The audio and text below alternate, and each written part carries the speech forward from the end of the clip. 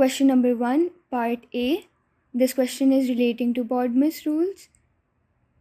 In this, we always give preference to brackets. The brackets should be solved first, followed by division and multiplication, and lastly we solve addition and subtraction. So we'll multiply 2 by minus 4. When we multiply 2 and 4, we'll be getting minus 8. Minus and minus will become plus. 6 plus 8. This will give us 14. Then in part B, 80 multiplied by 0.2. 80 will be written as it is, and 0.2 will be converted into fractions. This will become 2 divided by 10. 0 and 0 can be cancelled out. 2 into 8 is equal to 16. In part C, we have fractions. 2 divided by 9. We'll change divide into multiply. And when we change divide into multiply, 5 over 6 will be reciprocal to get 6 divided by 5. Then we can cancel 6 and 9 by 3. 3 2s are 6, 3 3s are 9. This can also be written A over B divided by C over D, which can be converted into A over B multiplied by D over C. This is the general rule that we're following in part C. The final answer will be 4 divided by 15. Question 2 states a bag contains 11 balls. There are 5 blue balls, 4 yellow balls, and the rest of the balls are green. So blue balls are 5, yellow are 4, and the rest are green. Find the probability that the ball is in part A yellow. Probability is equals to number of yellow balls divided by total balls. So that will be equal to yellow balls that are 4 divided by total balls that are 11. Then in part B, find the probability that the ball is not blue. So the total probability will always be equal to 1. And the probability for balls that are not blue would be 1 minus probability of blue balls. Blue balls, as written in the question, are 5. 5 are blue balls and total balls are 11. So this will be equal to 11 minus 5 divided by 11. And this is 6 divided by 11 would be the final answer. Question 3 states the area of one face of a cube is 9 cm square. On the 1 cm grid, draw an accurate net of the cube. Now we know that a cube is made up of 6 squares. So one face is basically a square. Area of a square is equals to side square. 9 is equals to s square. So one side will be equal to 3 cm. Now we just have to draw 6 squares to draw the net.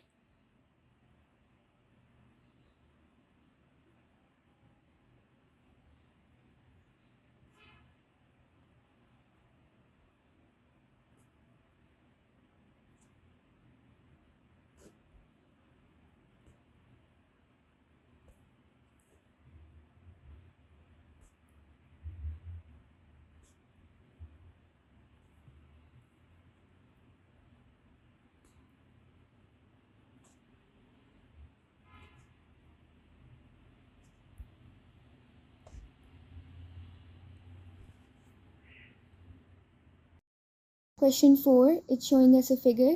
It's written AEC and BED are straight lines. ED is equals to EC. Because ED is equals to EC, this proves that EDC, triangle EDC, is an isosceles triangle. In an isosceles triangle, two angles are also equal. So ECD will also be equal to 35 degrees. In order to get angle E, we just have to subtract 180 minus 35 minus 35 degrees and we get 110.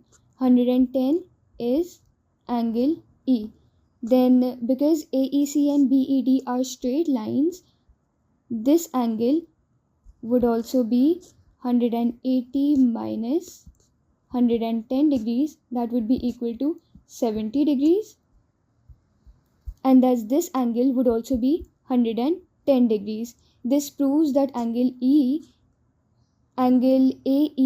and angle DEC are vertically opposite angles. Then in order to find x, we just subtract 180 from 48 and 110. So the final answer for x would be 22 degrees. So x is equal to 22 degrees. Question number 5. This is plain algebra. In order to remove this 5, we'll divide 5 on both sides. We get 1 bracket 4 minus x is equals to 7. 4 minus x is equals to 7. 4 minus 7 is equal to x, and x will be equal to minus 3. Minus sign is present because 7 is the greater number and it has a minus sign. So 3 will take the sign of the greater number.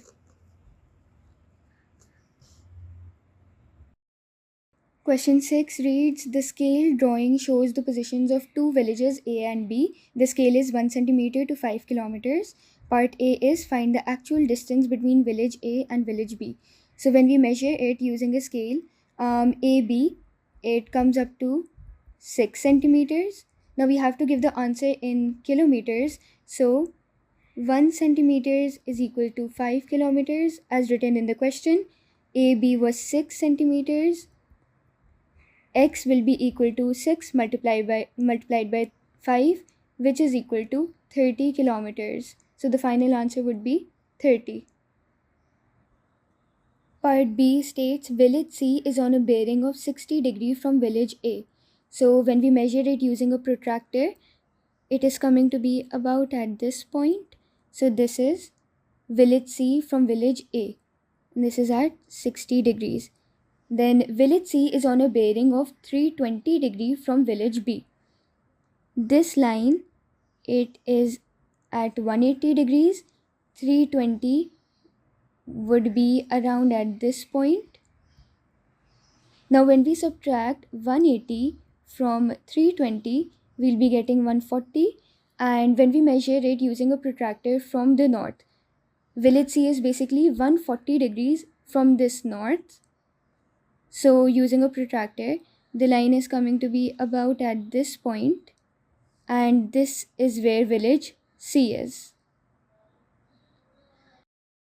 Question 7, part A, cube root 125. 125 is a perfect cube of 5.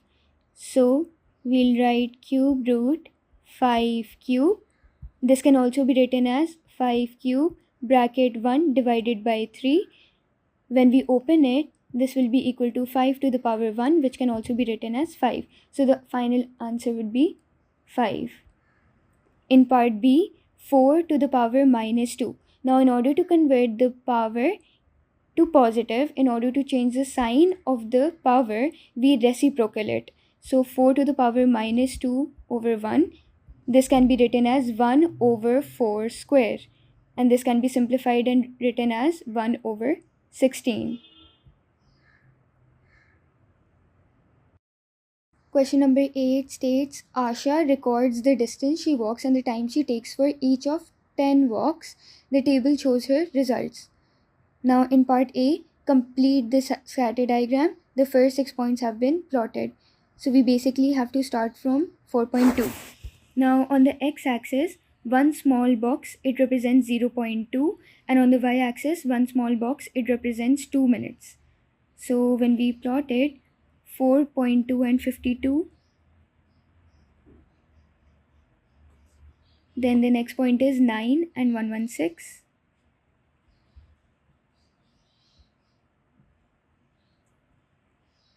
3.8 and 49, and the last point is 5.6 and 62.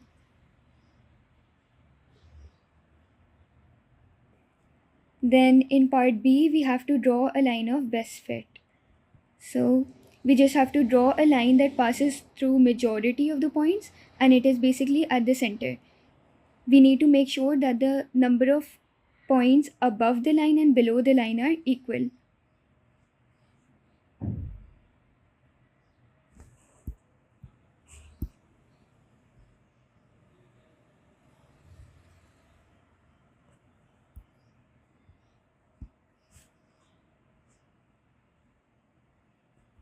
So we have about 3 points below the line and 4 points above the line, and we have 2 points that are lying directly on the line. So this is as accurate as we can get. In part C, it states Asha goes for another walk. She walks a distance of 6.8 kilometers. Use your line of best fit to estimate the time Asha takes for this walk. So she basically walks 6.8 kilometers, which is this point on the x-axis, and on the y-axis this will come to about this point, which is 84 minutes. So the estimated time is 84 minutes. Question number 9. The diagram shows a rectangle. By writing each number correct to one significant figure, find an estimate for the area of the rectangle. So 87.1 millimeters is the length. When we change it to one significant figure, 8 is the first significant figure. Besides 8, we have 7. 7 is greater than 5, so 8 will increase by 1. This will be written as 90 millimeter. Then 23.6 millimeter is the width. And 2 is the first significant figure. Besides 2 is 3. 3 is less than 5, so 2 will remain as it is. This will be 20 millimeter. Now we have to find the area. Area of a rectangle is equals to length into width. That will be equal to 90 multiplied by 20, which comes up to 1800 millimeter square.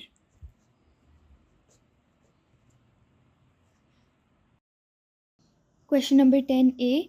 Write 228 as a product of its prime factors. So we basically have to simplify 228. This is divisible by 2. 2 into 114 is equal to 28. Then 2 into 57 is equal to 114. Then 57 is divisible by 3. 3 into 19 will be 57. 19 into 1 will be equal to 19. 19 itself is a prime factor, so we can write it. 228 can also be written as 2 into 2 into 3 into 19, and this can also be written as 2 squared into 3 into 19.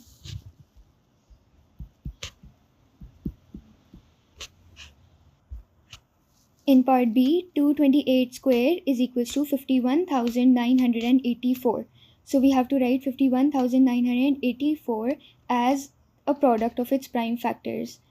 So 228, its prime factorization was 2 square into 3 into 19. Now 228 square, this can also be written as 2 square into 3 into 19 whole squared. Now each and every term inside this bracket will be squared.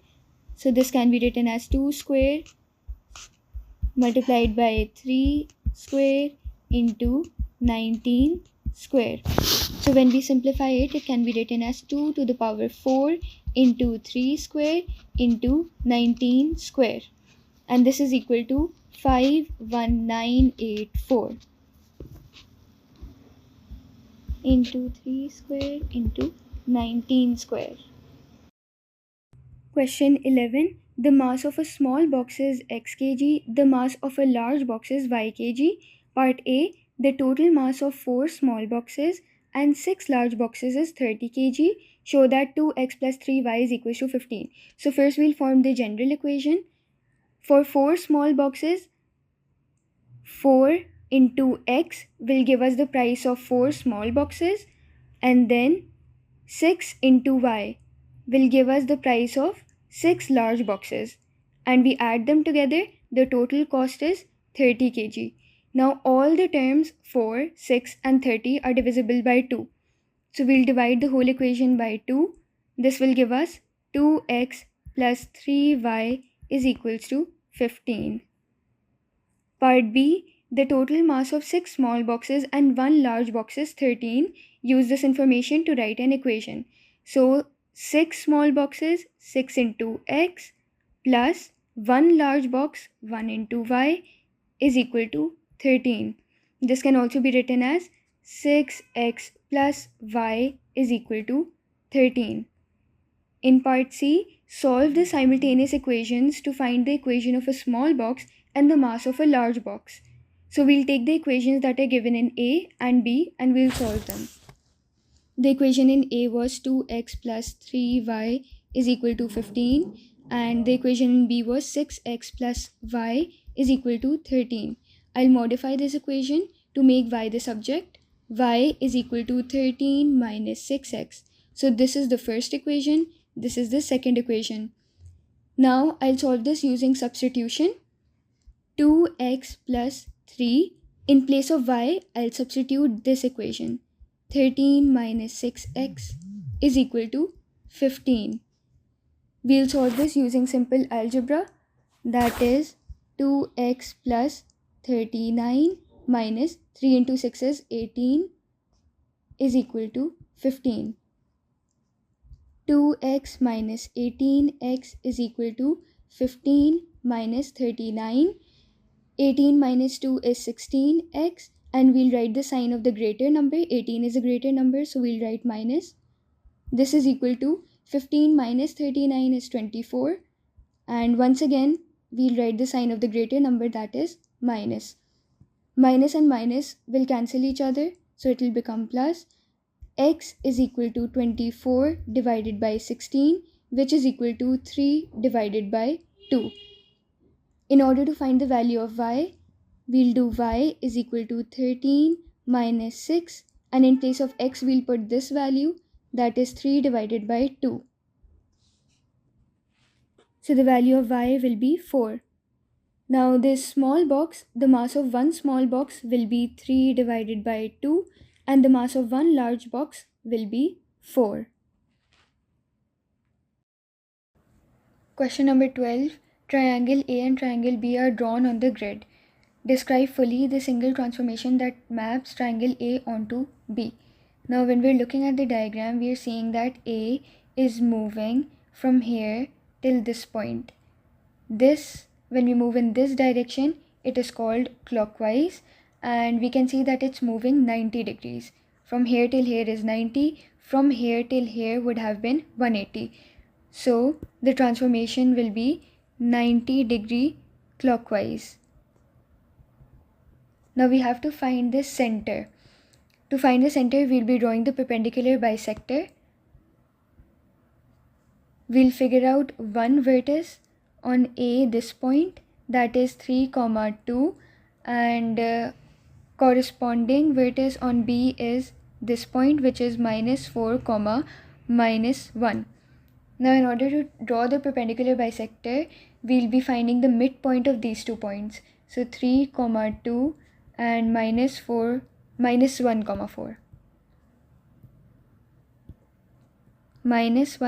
minus 4. Midpoint will be equal to 3 plus minus 1 divided by 2. And on the y-axis, 2 plus minus 4 divided by 2. When I'm simplifying this, I'm going to be getting 1, minus 1, which is roughly at about this point. Now we'll draw a straight line through this point.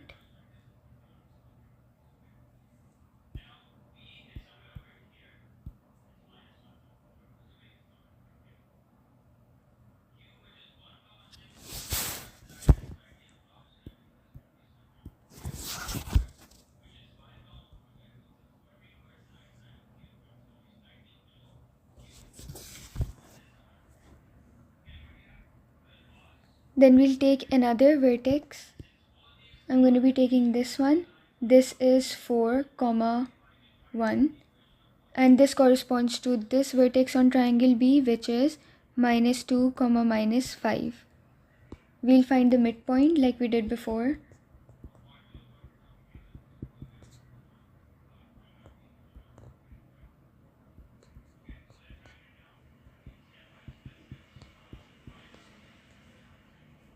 And the midpoint will be equal to 1 comma minus 2, and this will be at this point. Now I'm going to draw a straight line through this point. Both the lines are intersecting at a common point, which is right here, and this is basically equal to minus 2 and 1, which is our center. So 90-degree clockwise about the center, which is minus 2 and 1.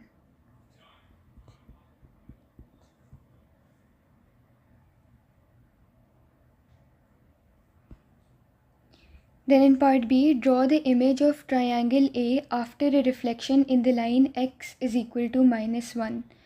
So x is equal to minus 1 will be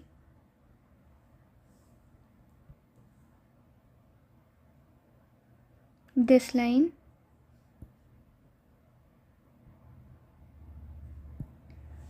and if we reflect it in the line x is equals to minus 1, we're basically going to be moving, if we're talking about this vertex will move 2 blocks to reach this x is equals to minus 1. So it's going to move 2 blocks on the other side. It's going to come to this side right here.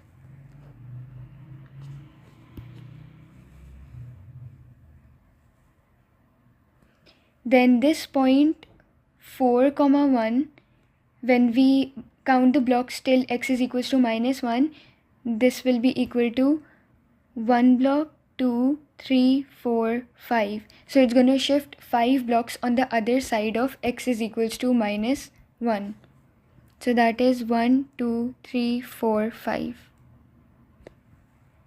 Then this vertex right here, which is 3 comma minus 3 comma 2, this is 1, 2, 3, 4. 4 blocks away from the line x is equals to minus 1. So this is going to shift 4 blocks on the other side. That is 1, 2, 3 and 4 right here. So the reflected triangle will be this. We're basically going to count the number of blocks from the vertex till the line x is equals to minus 1 and shift it, copy the same step on the other side as well.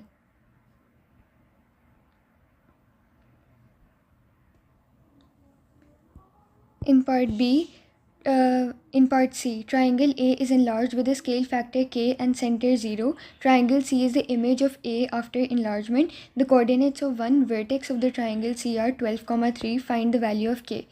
Now in this, basically we'll just be using trial and error. First of all, we'll take the coordinates of,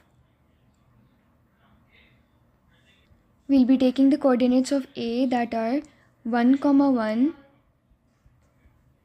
The second one is 4, 1. And the third is 3, 2.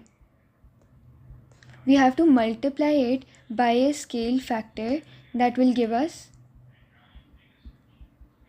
the answer 12, 3. So 4 into 3 is 12, and if we multiply, basically if the scale factor is 3, we'll multiply 4 by 3, that is 12, and if we multiply 1 by 3, that is 3. This will be giving us these coordinates. So the scale factor is 3. 1, 1, when multiplied by 3, it will be converted into 3, 3. Then 4, 1 is already converted into 12, 3. And the third coordinate, that was 3, 2, when it is multiplied by 3, it gives us 9, 6. So the value of k is basically 6, and the coordinates of the other two vertices, I'll shift this down. The coordinates of the other two vertices of the triangle C are 3, 3 and 9, 6, because 12, 3 is already given in the question.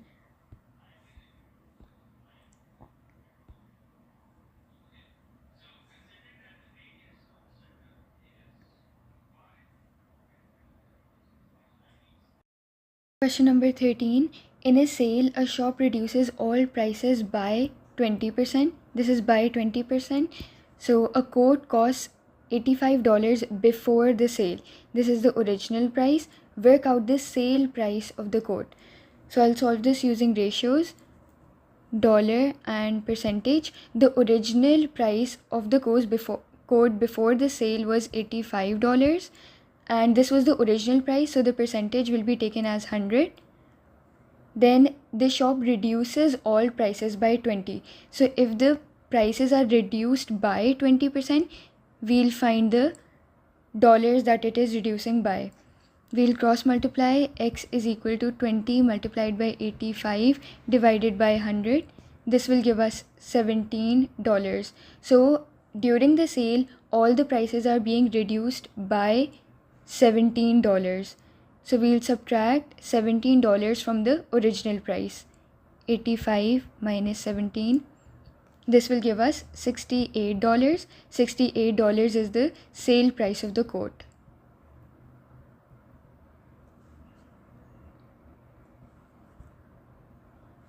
In part B, the sale price of a shirt is $40. Work out the cost of the shirt before the sale. So in the question it was stated that all prices are being reduced by 20%. We'll once again use ratios, dollars and percentage.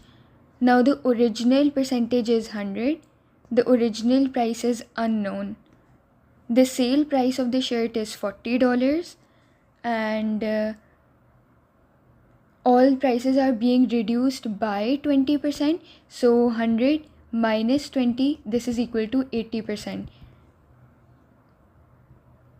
We're using 80 here because during the sale, the prices are reducing by 20. So we'll subtract the total percentage by 20 to get 80%. Now we'll solve this using algebra. X is equal to 100 multiplied by 40 divided by 80, and this will give us $50, and this will be the price of the shirt before the sale.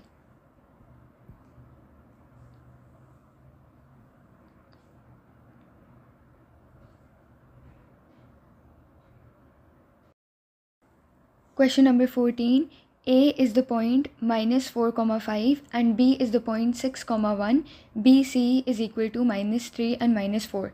In part A, find the column vector of AB. Now the formula for finding the column vector is AB is equal to B minus 1. We always consider the second alphabet first and then subtract the first alphabet from the second one. So in the question it's written that B is 6, 1. This can also be written like this. Then minus A is minus 4, 5. If we subtract both the brackets, we'll be getting 10 and minus 4. So our answer will be 10 and minus 4. In part B, find the coordinates of point C. Now the question was telling us that BC is minus 3 and minus 4. So we'll use this information. The formula will be BC is equal to C minus B. BC is minus 3 and minus 4. We have to find out C. Then B is 6, 1. We'll be shifting 6 and 1 on the other side.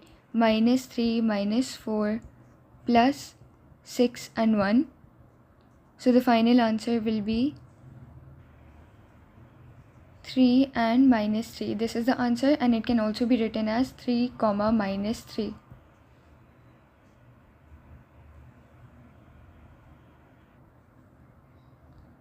Part C, ABCD is a trapezium. AB is parallel to DC and AB is equals to 2 times DC.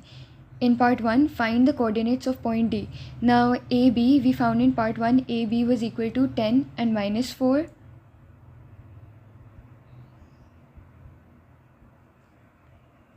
And DC can also be written as C minus D. The question is stating that AB is equal to 2 times DC. We can simplify this and write 10 comma minus 4 is equal to 2 bracket C minus D. 10 comma minus 4, we had found C in part B. C was equal to 3 and minus 3. So we'll replace C with 3 comma minus 3 and minus 2D. I basically opened the bracket by multiplying 2 by C and 2 by D. Now we'll simplify this.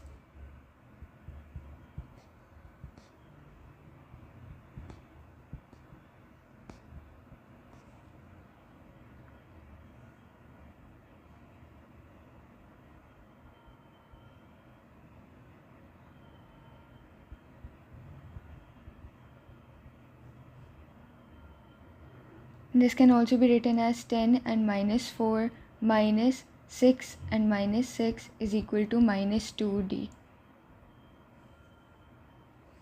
10 minus 6 is 4 and minus 4 minus, both of these minus signs will combine and become plus.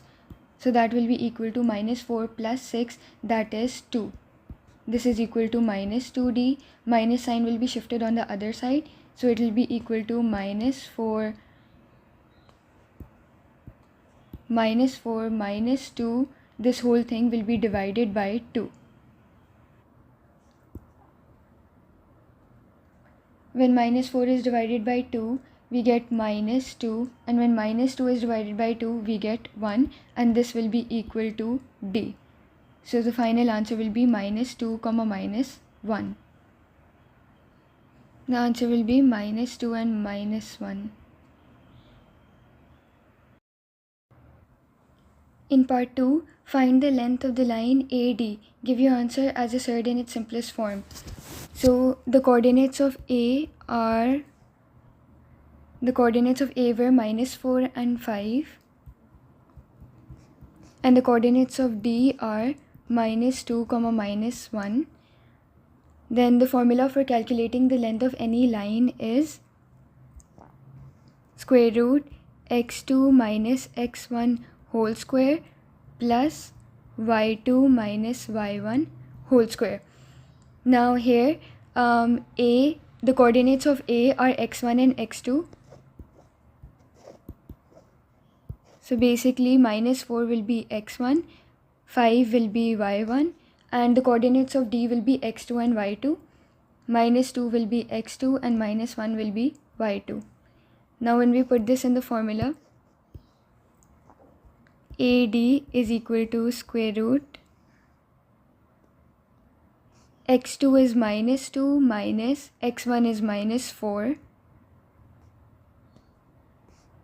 whole square plus y2 is minus 1 and y1 is 5.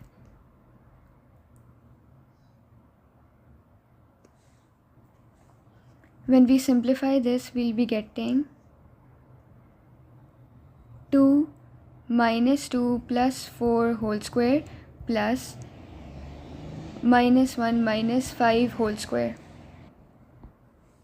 So that is equal to under root 2 square plus minus 6 square, and that is 4 plus 36. This will be equal to under root 40. Now because we have to give the answer in surds, under root 40 can be broken up into 4 multiplied by 10. 4 into 10 is 40. Then we can separate this by writing under root 4 multiplied by under root 10.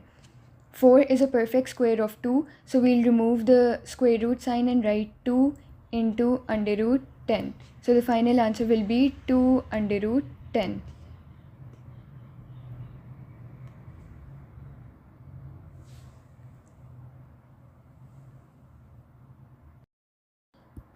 Question number 15a, simplify under root 175 minus under root 28.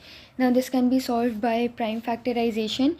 We'll first factorize under root 175 and under root 28.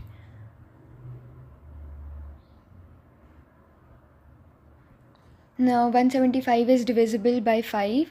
5 times 35 is 175.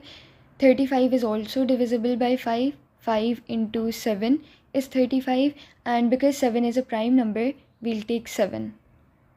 This is the prime factorization of 175. Then for 28, 2 into 14 is 28, 2 into 7 is 14, and 7 is a prime number. Then this is the prime factorization of 28. We'll be putting it here. 5 into 5 into 7 minus under root 2 into 2 into 7. This can also be written like 5 square into 7 minus 2 square into 7. Now square on 5 and square on 2, they'll cancel out with the square root. So we'll be getting 5 under root 7 minus 2 under root 7. Under root 7 and under root 7 are common in both the terms. So we'll just subtract 5 by 2. 5 minus 2 is 3. 3 under root 7 will be our final answer.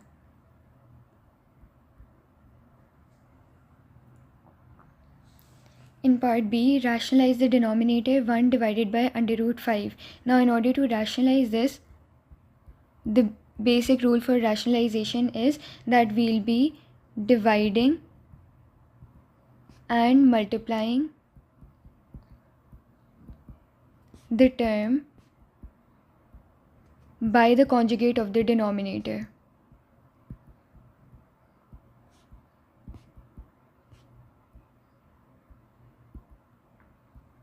Conjugate basically means that under root 5, its sign will be opposite. So we'll be multiplying it by minus under root 5 and dividing it by minus under root 5. Now minus and minus will cancel out. When we simplify this, 1 multiplied by under root 5 is under root 5, and in the denominator we'll have under root 5 square. This can be simplified and written under root 5 divided by 5, and this will be our final answer.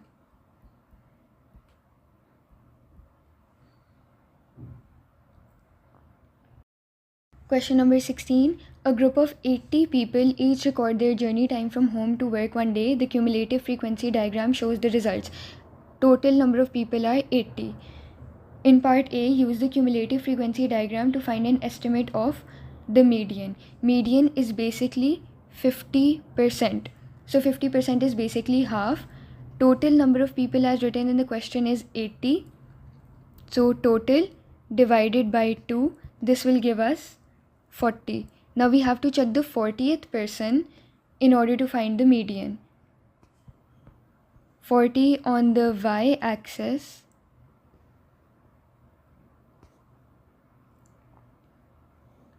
it corresponds to 32 on the x-axis. So the median for this is 32. In part 2, the interquartile range. Interquartile range is basically upper quartile minus lower quartile.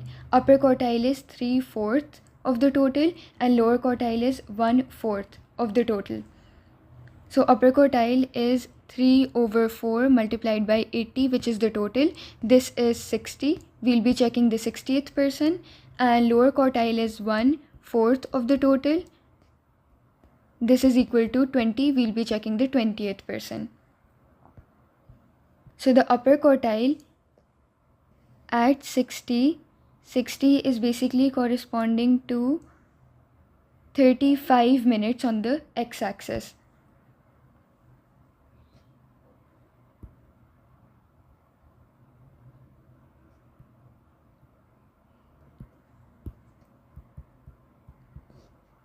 And the 20th person 20 on the y-axis, it corresponds to 25 on the x-axis. So the lower quartile is 25 minutes. Now in order to find the interquartile range, we'll subtract the upper quartile and the lower quartile. Upper quartile is 35, lower quartile is 25, and when we subtract both of them, we get 10. So the interquartile range is 10 minutes. Part 3, the number of people who had a journey time of 40 minutes or more. So time is on the x-axis. On the x-axis, we check 40 minutes. 40 minutes on the curve, it corresponds to 72.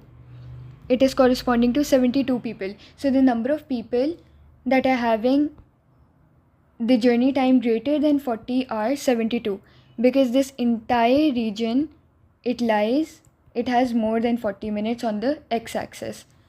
For example, 74, the 74th person, he is having a journey time of 42. Then the 80th person is corresponding to a journey time of 60. So the number of people who had a journey time of 40 or more, we'll be subtracting 72 by 80. 80 minus 72, because 72 are the total number of people. 72 people, they basically have a journey time of 10 till 40. We have to basically find this region. So we'll subtract 72 and 80. The final answer will be 8. 8 number of people, they had a journey time of 40 minutes or more.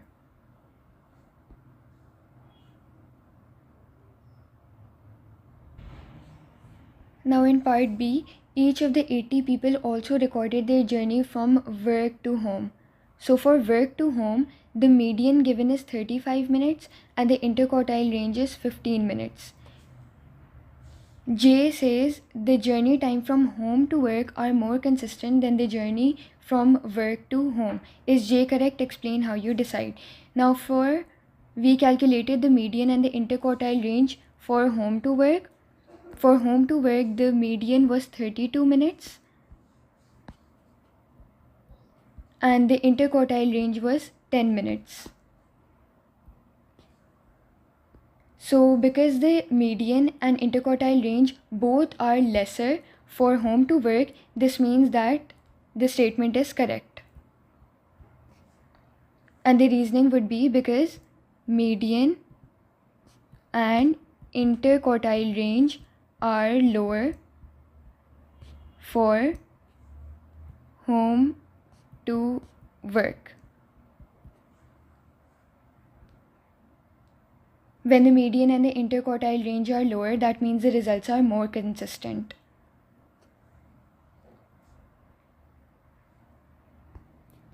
This is because the interquartile range, when it is lower, it's showing that there is lesser deviation. Because interquartile range is basically the difference between upper and lower quartile. Lesser the deviation, more will be the consistency.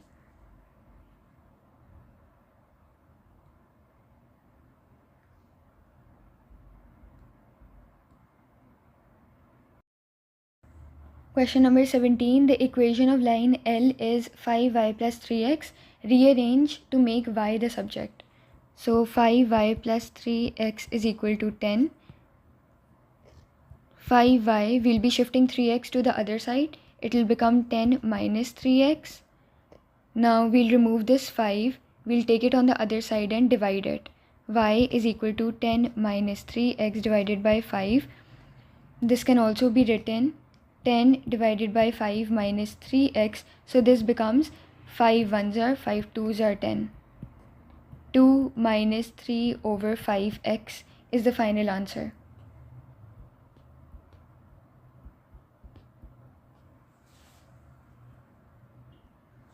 In part B, line P is perpendicular to line L.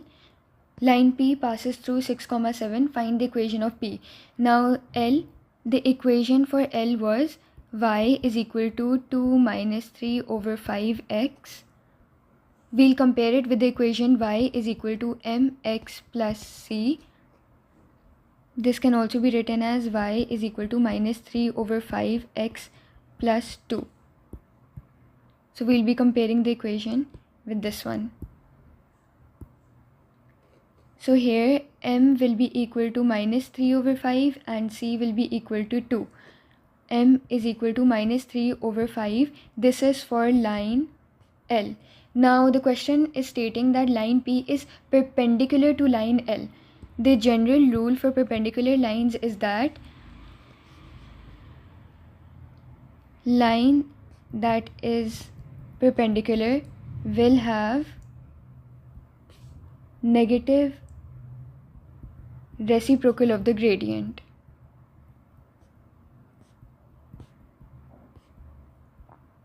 Which means that because line L and line P are perpendicular to each other, if this is line L and this is line P, the gradient for line L will be equal to minus 3 over 5 and the gradient for line P will be equal to, this will be equal to the negative reciprocal, that is 5 divided by 3. So for line P, the gradient is m will be equal to 5 divided by 3, and the points that are given, line P passes through the point 6, 7. Now we'll use the general equation for the for finding out the equation, that is y is equal to mx plus c. This is x and this is y. Y will be 7, m is 5 divided by 3, x is 6 plus c. C will be equal to minus 3. So the overall general equation will be y is equal to mx plus c. M was 5 divided by 3 and c was minus 3. So this will be equal to y is equal to 5 over 3x minus 3.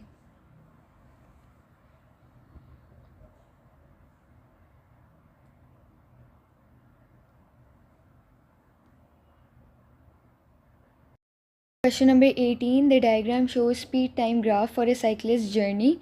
Part A. Describe the motion of the cyclist between t is equals to 40 and t is equals to 100.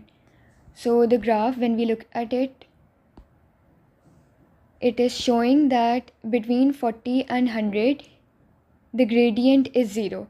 Now the gradient of velocity time graph is basically equal to the acceleration.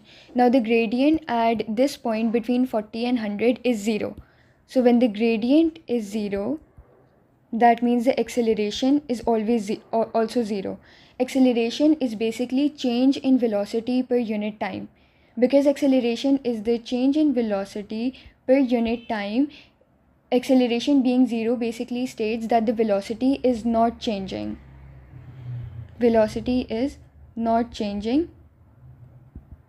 This means that the velocity is constant between 40 and 100. The value is unknown, the value is v.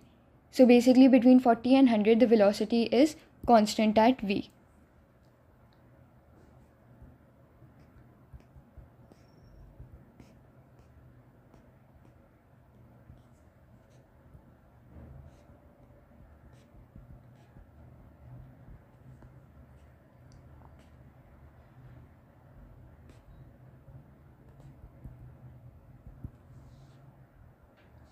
In part B, the acceleration of the cyclist between t is equals to 0 and t is equal to 40 is 0.25 meter per second square. Show that v is equals to 10. Now the formula for acceleration was change in velocity divided by change in time. Velocity is on the y-axis, time is on the x-axis. Now change in velocity is basically between 0 and 40. The change in velocity is v. So we'll write down v as it is, and the change in time is 0 minus 40 is basically 40. And the question is giving us the value of acceleration is 0.25. So 0.25 is equal to v divided by 40. V is equal to 0.25 multiplied by 40, and this is equal to 10. Part C, the total distance traveled by the cyclist between t is equals to 0 and t is equals to t is 1.4 kilometers. Find the value of t. Now when we look at it on the graph, t is basically this value. So we have to find the distance traveled between 0 and t, which is this entire area. Basically, area under the velocity time graph, it represents distance.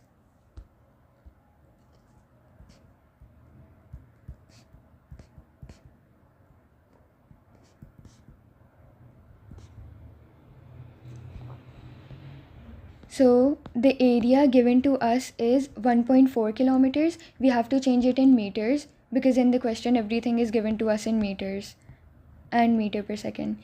So 1 kilometer is equal to 1000 meters. So 1.4 will be equal to x. X is equal to 1.4 multiplied by 1000.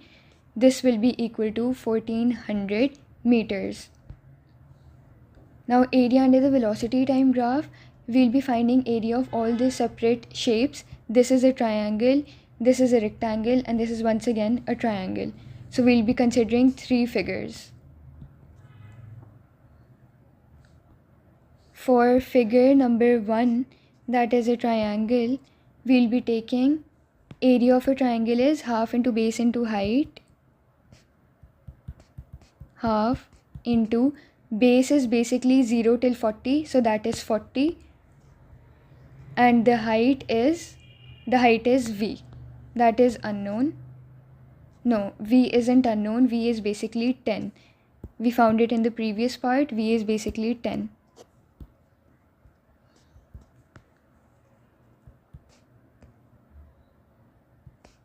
So 5 into 4 is 20. 200 meters is area 1. Then area 2 is a rectangle. Rectangle is length into width. The length is 40 minus 100. The length is 40 minus 100, that is equal to 60. And the width is, this is basically the width. The width is equals to v, and v was 10. So this is equal to 600 meters. Then area 3 is also a triangle. So half into base into height. Base in this case is 100 t minus 100. The base for area 3 is t minus 100. Half into base into height, and the height is v, and v was 10 meters per second. So when we simplify this, we'll be getting 5 bracket t minus 100. Now the question is telling us that the total distance between 0 and t is 1.4 kilometers, which in meters was 1400 meters. So we'll add all the three areas together and equate it to 1400 meters.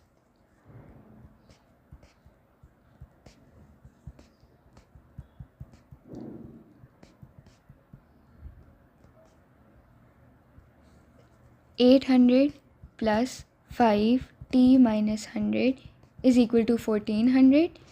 When we take 800 to the other side, it will be 1400 minus 800. So 5 t minus 100 is equal to 1400 minus 800 is basically 600.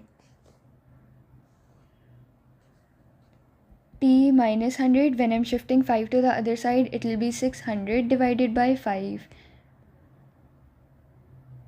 5 ones are, 5 120s are. T minus 100 is equal to 120, and the answer for t will be 120 plus 100, that is equal to 220.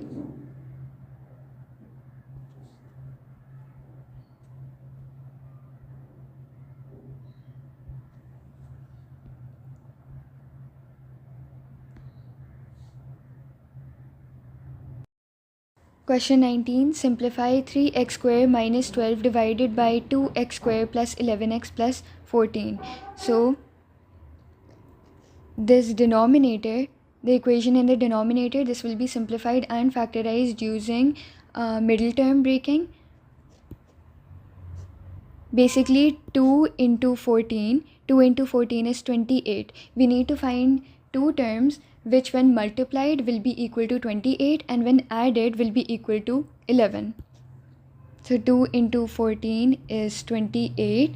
Two other terms would be 7 into 4. 7 into 4 is 28 and when 7 and 4 are added, this is equal to 11. In the numerator, I'll take 3 common, x square minus 4 divided by, in the denominator, I'll do middle term breaking, 2x square plus 7x plus 4x plus 14. Now for this little bracket right here, I'll use the identity a square minus b square is equal to a plus b bracket a minus b. This can also x square minus 4. This can also be written as x square minus 2 square. So this can also be written as x minus 2, x plus 2 according to the identity. So 3 bracket x minus 2, x plus 2, and in the denominator I'll be taking common. I'll take x common, x, 2x plus 7, and here I'll be taking 2 common, 2x plus 7. Now both of these brackets are same.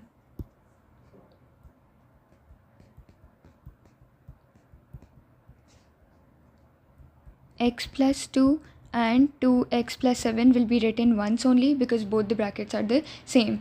Now x plus 2 is present in the numerator as well as in the denominator, so we'll cancel them out. So the final equation will be 3 bracket x minus 2 divided by 2x plus 7. This will be our final answer.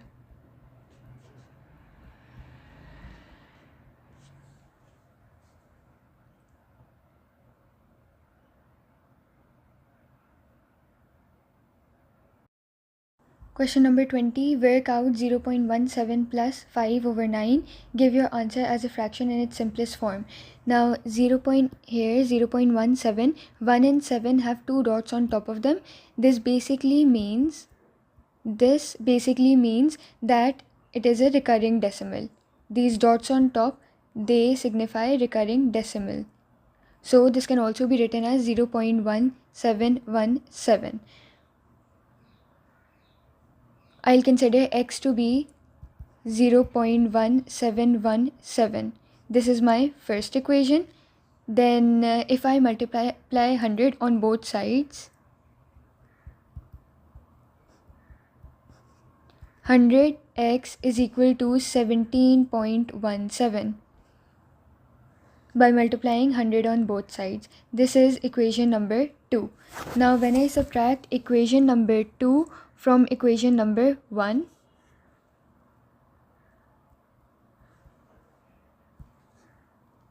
I'll basically be getting 99x is equal to 17.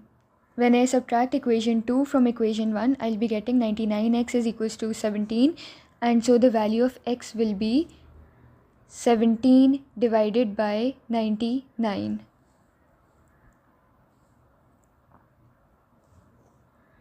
Now I'll just put the value of x in place of 0.17. 17 divided by 99 plus 5 over 9. And the answer will be 99 will be the LCM. We'll multiply both of these by 11. 17 plus 55. This will be equal to 72 divided by 99. And when we simplify this, we'll be getting 8 divided by 11. We'll be simplifying this using 3.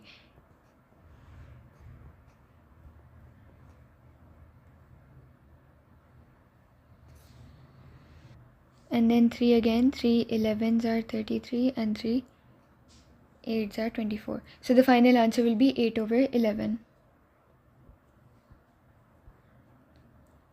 So basically in question 2, we'll first be solving the recurring decimal. The answer for the recurring decimal was 17 over 99. Then we put this value of x, 17 over 99, in place of the recurring decimal and solve the rest of the equation.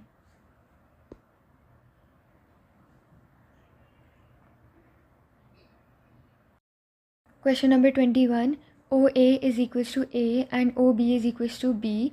X is a point on AB where AX ratio XB is equals to 3:2. So basically, when we add 3 and 2, we'll be getting 5. So the total ratio would be 5.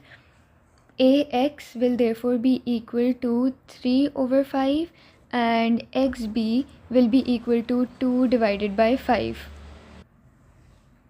Then OXC is a straight line. This line right here is straight, and AC is parallel to OB. Now OA is equal to A. So AO, this will be equal to negative A, because when we change the direction, the sign becomes opposite. When we change the direction, the sign becomes opposite. Then same is the case with OB. When OB is equal to B, BO will be in the opposite direction. So this will be minus B. AB is basically equal to AO plus OB. AO plus OB, because this is AB. So AB is basically AO plus OB. In this direction, AO plus OB. AO is negative A and OB is B. OB is B. In part A, find AX. So AX is basically 3 over 5. 3 over 5 of AB. This right here, AX is 3 over 5 of AB. So 3 over 5 bracket minus A plus B, and this will be equal to 3 over 5 bracket B minus A.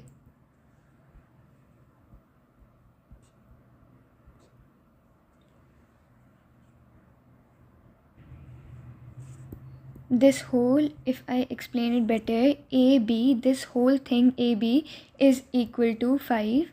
AB is equal to 5 because we're adding both of these together. 3 plus 2 is 5. So AX, this part is basically 3/5 of AB and this part is basically 2/5 of AB. So this is technically 3 over 5 B minus A and this is 2 over 5 B minus A. In part B, find XC, give your answer in its simplest form in terms of A and B. So basically, the question is stating AC is parallel to OB. AC being parallel to OB basically means that AC and OB are constant multiples of each other. So we can say that the triangle AXC and triangle OXB, both of these are similar to each other or are mathematically similar. So triangle OXB is similar to triangle AXC.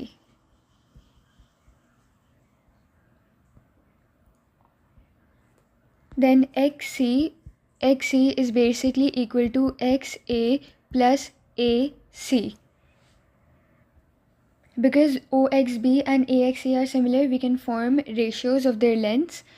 Basically, AC divided by OB, AC over OB will be equal to AX over XB. Basically, in similarity, the ratios of the lengths are equal to each other. They must be equal to each other. So, AC divided by OB is equal to B. Then AX is basically 3 over 5 B minus A divided by 2 over 5 B minus A. XB was also 2 over 5 b minus a, and ax was 3 over 5 b minus a. Then b minus a and b minus a will cancel out. 5 and 5 will get cancelled out. So AC over b is equal to 3 over 2. AC is equal to 3b divided by 2. Then XA is equals to XA plus AC. We have AC. XA is basically AX. AX is equal to 3 over 5 B minus A. So XA will basically be in the opposite direction. Opposite direction means that the sign will change. So minus 3 over 5 B minus A. We'll write it like this. Minus 3 over 5 b minus a. So xc is equals to xa, which was minus 3 over 5 b minus a, plus ac. AC we calculated was 3b over 2. And when we simplify this, minus 3 over 5b plus minus and minus, they'll combine together to become plus. So plus 3 over 5a plus 3b divided by 2. LCM will be 10 multiplied by 2 multiplied by 2 and multiplied by 5. 3 into 2 is 6 minus 6b plus 6a plus 5 into 3 is 15b. Minus 6b plus 15b, this will be equal to 9b plus 6a divided by 10, and this will be equal to 9b divided by 10 plus 6a divided by 10. This can be cancelled out using 2. 2 3s are 6, 2 5s are 10. So the final answer will be 9b divided by 10 plus 3a divided by 5.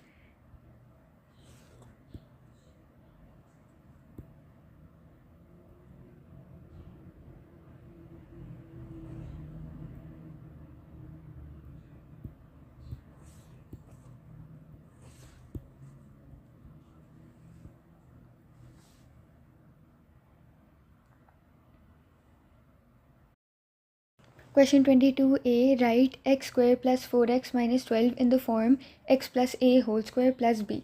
So this will be solved using completing the square method.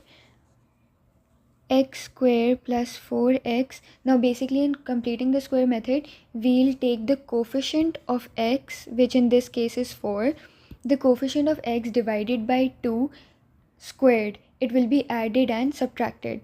So coefficient of x divided by 2 whole square will be first added, then it will be subtracted. And minus 12 will be written as it is. Now x square plus 4x plus 2 1s are 2 2s are 4. 2 square minus 2 square minus 12. Now x square plus 4x plus 2 square, this can be converted into its factorized form, that is x plus 2 whole square minus 4 minus 12 x plus 2 whole square minus 16. This will be our final answer.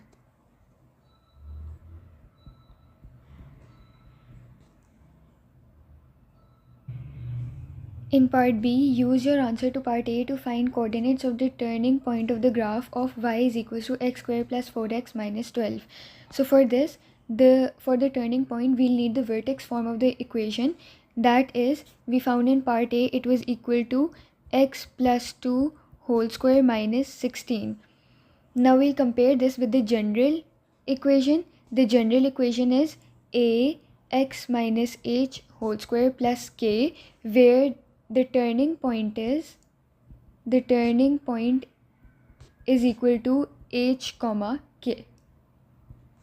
h comma k will be the turning point. Now when we compare both the equations together,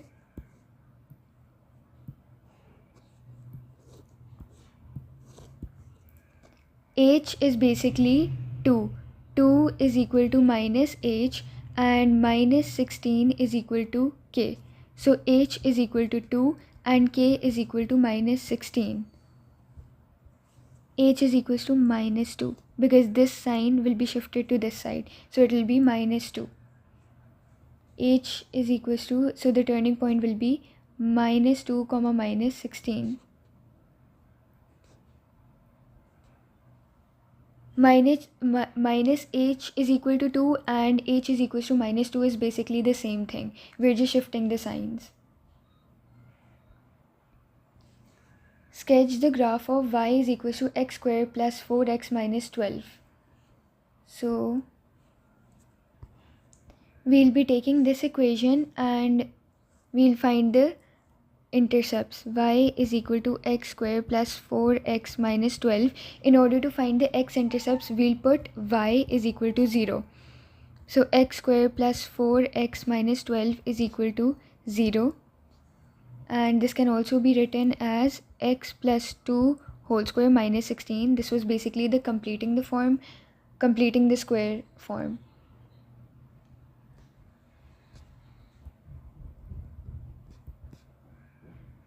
We'll be taking root on both sides to remove the square.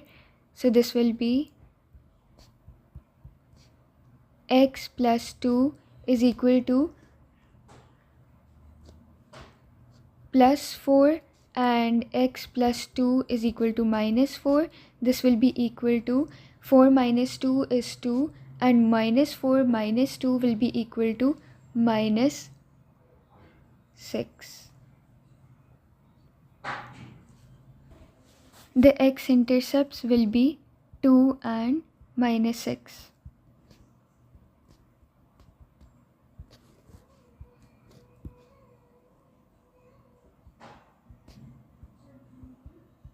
In order to find the y-intercept, we'll be putting x as 0. So when x is equal to 0, y is equal to y will be equal to minus 12. So there's only one y-intercept, that is minus 12. We'll plot a rough graph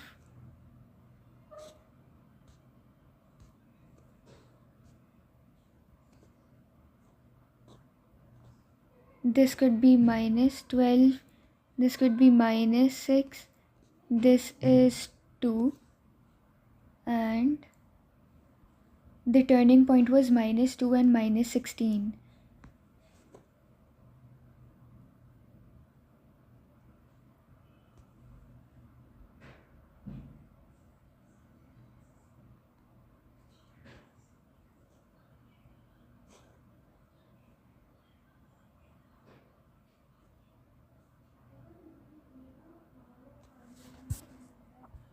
This will be the final graph. This right here will be the turning point, that is minus 2 and minus 16. The x-intercepts that are minus 6 and 2 and the y-intercept that was minus 12.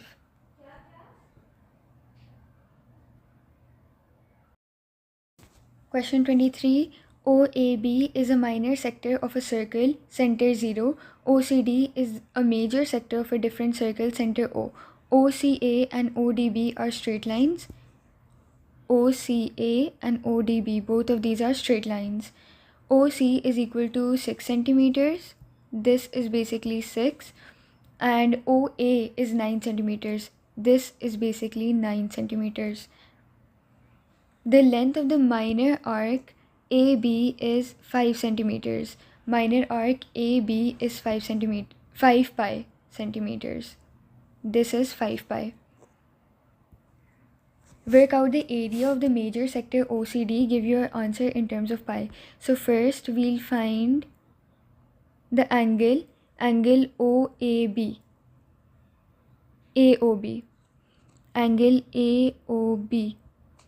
That is basically the formula for arc length is r theta where r is the radius and theta is the angle AOB. Arc length as written in the question is 5 pi. 5 pi is equal to r. R is the radius and OA is r. So OA is 9 centimeters multiplied by theta. Theta will be equal to 5 pi divided by 9. Now to find the larger angle, this angle right here, we'll subtract 5 pi over 9 by 2 pi. 2 pi is basically this entire part is 2 pi. This smaller blue colored angle is 5 pi divided by 9. Now theta will be equal to 2 pi minus 5 pi divided by 9. This will basically be equal to, LCM will be 9 multiplied by 9. 9 twos are 18 pi minus 5 pi, and this is equal to 13 pi divided by 9. Now the question was asking us for the area of the major sector OCD. The formula for area of a sector is half r squared theta. So here OCD has a radius of, OC will basically be the radius. OC is equal to 6 centimeter. So 6 is the radius. Half 6 square into theta. Theta that we calculated was 13 pi divided by 9. When we simplify this, we'll be getting 2 1s are 2 3s are 6. So 3 square multiplied by 13 pi divided by 9. This can also be written as 3 into 3 into 13 pi divided by 9. 3 1s are 3, 3 3s are 9, 3 1 and 3 1. So the answer will be 13 pi centimeter square. So the area of the major sector, this entire part, will be 13 pi.